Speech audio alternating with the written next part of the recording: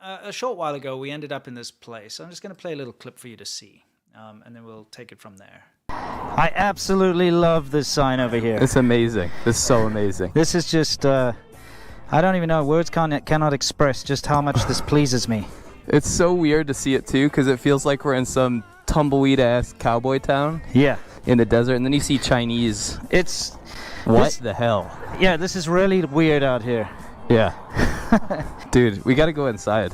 Yeah, let's go check it out. For those of you who don't know, there's this place called Liberty Sculpture Park. It's in a place called Jüri. It's kind of, if you're driving on the way to Vegas, if you're going to Nevada from California. Yeah. So it's right on the border of California going into Nevada. And we went there just on a whim because we'd been told about it by a subscriber who was actually involved in it at some point. And we went there to go and look and see what it was all about. And it's like Richard Simmons. You do. I like how it says warning, no communists allowed on the entrance. So, you know, it's kind of a ridiculous thing that's just happened with regards to this place, which we're going to cover in a minute. But this is really a place for Chinese dissidents to go and gather. So when it comes to like a pro-democracy it's thing. like Lenin walls or statues dedicated to Tiananmen Square massacre. Yeah, people can put up notices about being oppressed by the Chinese government and, you know, that sort of thing. They've got a big statue of Tank Man out there, which is kind of made out of paper mache or something. You know, and as you can see behind us now, they have these pro-Hong Kong democracy things there. And so it's a great place. People go there to remember the Tiananmen Square massacre every year. They go there on the anniversary to get together. It's obviously the majority of them are Chinese people who've escaped. Dissidents, escapees, pro-democracy, anonymous people. Yeah. So anyway, we went there and we were looking at all the signs and everything. And I remember making this particular, and I'm not sure if it was in this video or in another podcast where we covered this, but I remember saying to you specifically, why is it that the nationalists don't come out here and just vandalize the crap out of this stuff? Because that's usually what they do, right? And we've covered this in the past. In the universities and stuff, they tear down the Lenin walls. They destroy anything that goes against the CCP. So I was like, why don't they come out here? And your excuse, I remember at the time, was like, it's too far away. Why would anyone come all the way out here in the desert to do it? And I'm not wrong. If you think about it, when you said, why don't nationalists come out and do it? They didn't. The Chinese government came out and did it. Yeah, that's how big of a deal it was. Yeah, so we're going to reveal to you that it was actually the Chinese government did come and do something rather dastardly over here. And it's connected to a lot more sinister stuff than that. Absolutely. But that's later. But of course, this is a more personal thing that we experienced, okay? Yeah. Because it was only a few months after we'd gone to this site over here. Why would they put a red flag there? I'm just curious. I don't know. Well, attention. Maybe, yeah. You get the idea. That's the big monument to the Tiananmen Square massacre, that big 6-4. The thing is, it was how many months? About five months? A few months, whatever, after we went there, there was an unveiling of a statue by a pretty well-known dissident artist. Let me just fast forward to it. There it is, okay? Mm-hmm. The CCP virus statue, which, okay, let's be fair. It's kind of in poor taste, but it's freedom of speech, okay? When an artist wants to go out there and put out their art and make a statement, it's up to them how they do it.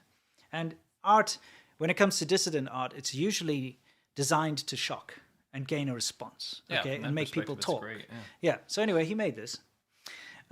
He's Chinese, by the way. Yeah, he is Chinese, of course. And you can actually see our good friend Lila Farley and another good friend Inti.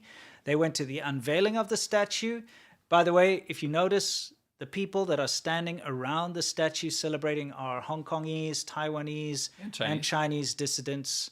And just people who believe in freedom and freedom of speech. Has everybody into? Yeah, and Uyghurs. Okay, so it's kind of like a mixed bag of different Asians from different areas that have all been affected by the Communist Party of China. Of course, we all have been affected by the Communist Party of China, specifically with the spread of COVID because of the sloppy way they hid everything and covered up in the beginning.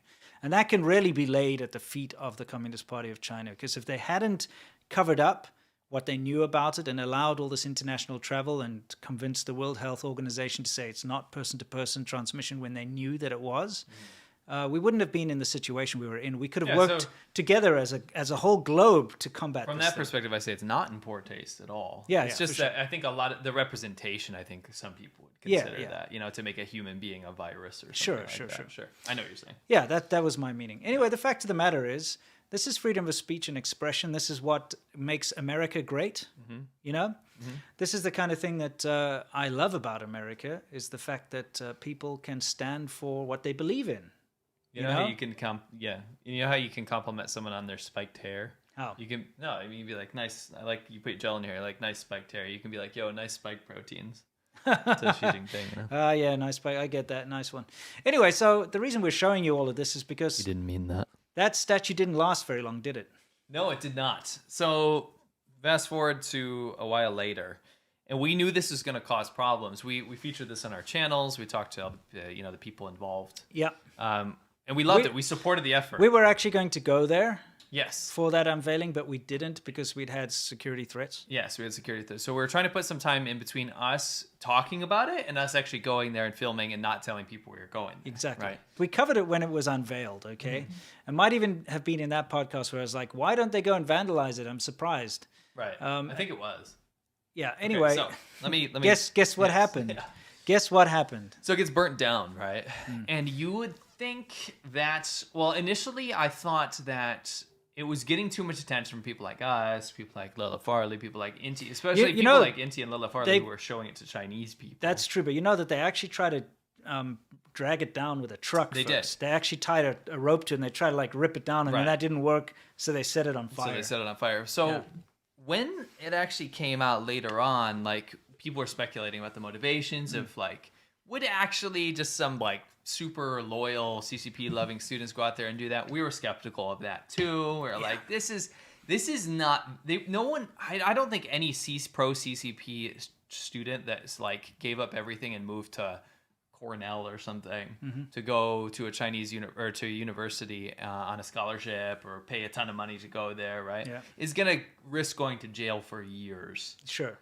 To do this, unless there was some massive reward involved or something like this. So it was almost directly apparent to us in the beginning that this was some sort of order from the embassy. We personally talked about this us together, and we were like, what probably happened was someone gave an order from the Chinese embassy in LA to go do something about this, and that's exactly what happened. So let's tell the story. Okay, so. It's now recently transpired, and you may have heard about this, but there have been 5 arrests. Well, the call for arresting 5 people, 2 of whom are on the lam in China at the moment, but 3 of them were actually arrested here in America. By the way, there is the one of the police standing there just after it got burnt down. The artist himself, of course, was devastated that his creation was destroyed, and it happened so quickly after the unveiling as well. But here we have 3 people here. Maybe you can go through it's interesting to be live with this show because a lot of people were saying it was Antifa or it was it was the Chinese government. It was people that got paid or whatever. No, listen. Yeah. See these guys up here? Well, one of them is MSS, so it's the Ministry of State Security, which is like the CIA for China. The CIA for China. So the guy in the middle is actually an ex corrections officer from Florida. Yeah. This guy basically went down so that you see the sculptor on the bottom left, right? Yeah, that's the artist. He was hired with this other Chinese guy, right, to go to Yurmao. Yeah. To question the sculptor about his statue and then pose interest in it. Yes. So the Chinese government was actually from the Ministry of State Security, so the CIA of China was saying, we're going to send these guys out there. And you're going to buy it, and then we'll get rid of it. Yeah, right? So he wanted him to go and buy it. Yeah, let's just go buy it and get rid of it so nobody knows. Yeah. Right. And the sculptor said, absolutely not. Right? Yeah, he's not selling it. No, this is going up for a reason. I'm not doing this for profit, right? Yeah. Good moral artists should do, right? Yeah.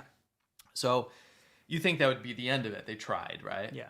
So this guy already broke the law by obviously like getting paid. He pretended to be an art dealer. Yeah, he's an art dealer. Pretended to be an art dealer interested in buying the sculpture in order to get rid of it. We're talking about the white guy in the middle there who's like you say, an ex-state corrections officer, which just means a prison guard, really. He got co-opted though. Yeah. So you'd think, oh, it's just some scumbag that got paid, right? No. Yeah. Actually, he had multiple tasks. We'll probably find out more because he's been arrested. Yeah. But he got paid $100,000 for that or whatever. But like this girl on the side here, Alyssa Liu and her dad. She's an Olympic, She's an ice Olympic skater, right? Yeah. He was tasked to go try to get her and her dad's passport information because her dad is a Chinese dissident, Yes. right? So basically what China's doing, the Chinese government's doing, is trying to track down and harass, potentially kill, hurt, or disable some sort of, because the dialogue is disturbing behind this, by the way. Sure. Disable these people that are involved with being anti-CCP in any way, right? Yeah. And so far, they're really only targeting people that are ethnically Chinese, which Yeah. is despicable because a lot of them are American citizens. Correct.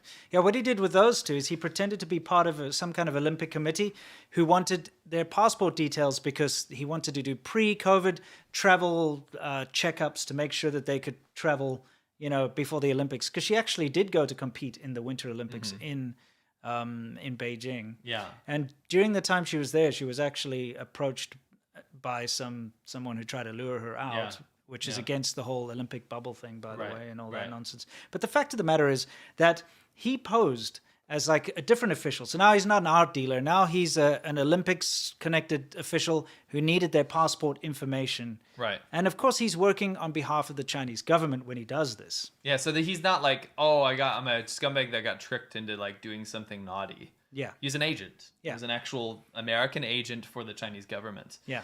And I believe he was paid $100,000, like I said. Anyway, fast forward, they get caught and all this stuff gets revealed. And actually, I linked the Department of Justice article. There, yeah, with it's a their very statement. good really read. Yeah. Look through that because it goes through all the people that they've caught and how they're actually all kind of connected in some way. Yes. And we're going to sit on this story for a while because I'd like to see some official response about this. But, upon, conviction, we're going to see what kind of scum this guy was hiding. I mean, this is just two things he did. Yeah. Right? So to fast forward in the story, like I said, when he wasn't able to pose as the art dealer and buy the art, Yeah. what happened was the Chinese government was so concerned about the Xi Jinping statue. Like Yes. it was such a big deal for them that they're willing to kind of not only throw their spies under the bus, but they were willing to really go out there and say, what's most important to us is not diplomacy. It's not our reputation. What's most important is that Xi Jinping is not depicted in an ugly statue. Yeah. That's how important. Like China usually plays the safeguard, and we've seen China do this in the past. They won't go and do public crazy stuff like this because it's really bad press. Yeah. And when they get caught, they're all about face saving, right? So they don't do stuff like this. They'll hire people to go harass someone's family in China because that's usually not going to get back to someone in America. And that pressure has already been put on, so they're not going to run to like the New York Times or something to tell the story. Correct. This is one of the first times I've seen China just really screw up big time, massively, because what they tasked him to do next was go destroy it, get rid of it. And that's a felony, right? Yeah.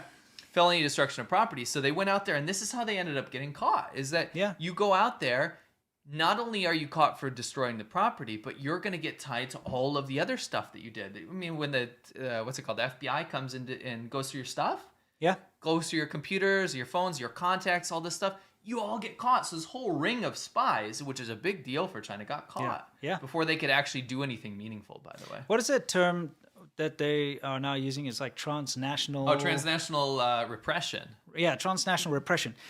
Let me pull it up here. By the way, this is something that interests us very much because this happens to us. Yes. Like for instance, some of the shills, they try their best to all kinds like of things, leak information about us, try to say they know where we live, they this and that. Right. The usual kind of crap. This is actually now being taken seriously by the U.S. government as what's called transnational. What's it? Oh, repression. Yes. And it's not just against like a foreign government body. If you're harassing anyone on U.S. soil and you're abroad, you are in big trouble. Yeah. They're taking this incredibly seriously. Now, this is also something that's very interesting for all of our audience because we know in our audience we've got people that do get harassed by the 50 Cent Army, people that get harassed by Wu Mao. We've got the Chinese nationalists reach out to us. In our audience, this is a good thing for you to be able to now look into because this is some of the different forms that transnational aggression can take. Let's read the list there. Yeah, so it says when foreign governments stalk, intimidate, or assault people in the United States, and this isn't just foreign governments, this is people that are acting on behalf of a foreign government. Correct. So it can be a social media influencer. Correct. Right? It is considered transnational repression. It is illegal, and you can get help to stop it. Yes. Some countries' governments harass and intimidate their own citizens living in the U.S. These governments may also target naturalized or U.S.-born citizens who have family overseas or other foreign connections. Yes. Okay, exactly. And a lot of our viewers. Yes. This violates U.S. laws and individual rights and freedoms. And why don't you tell them what they do? Okay, well, first of all, stalking, okay, which can also take the form of cyber stalking, by the way. Yeah, or doxing. Yeah, doxing, that kind of thing. Harassment, hacking, assault, attempted kidnapping, forcing or coercing the victim to return to their home country. This happens a lot, by the way. Operation Fox Hunt, Chinese government Yeah. does this a lot. Threatening or detaining family members in the home country. To get you to Yeah. go. Yeah. Freezing financial assets abroad, obviously. Online disinformation campaigns.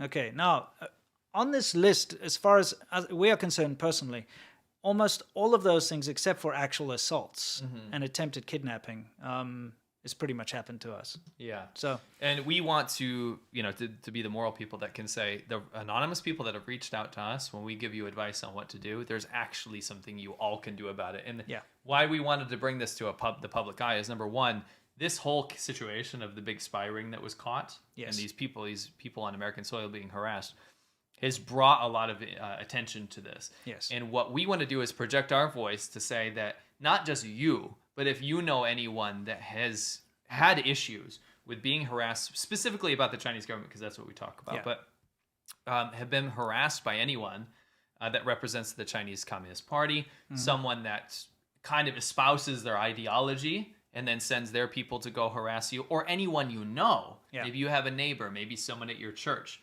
maybe someone that spoke to you, or someone distant from you that said, hey, my family's being put under pressure in China and they're trying to find me here, or trying to talk to me Anything here, or like they're that, harassing yeah. me. They're trying to log into my Instagram, my Twitter, my anything weird like that, Yeah. right?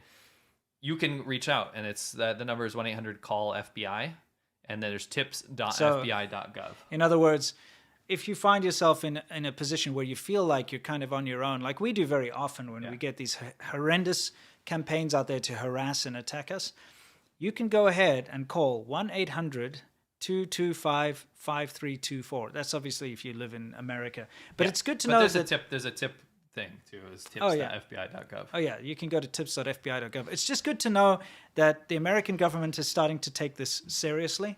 There's actually a transnational repression wanted person, the person involved with this very thing. Yeah, the guy that you see, Sun Chiang, the Chinese guy on the end there, he's obviously fled to China, but he's wanted in this whole thing. Anyway, it's a fascinating read, and we suggest you go look down there. Now, I spent the entire morning... Oh, it can be anonymous, by the way. Oh, it can be anonymous, sure.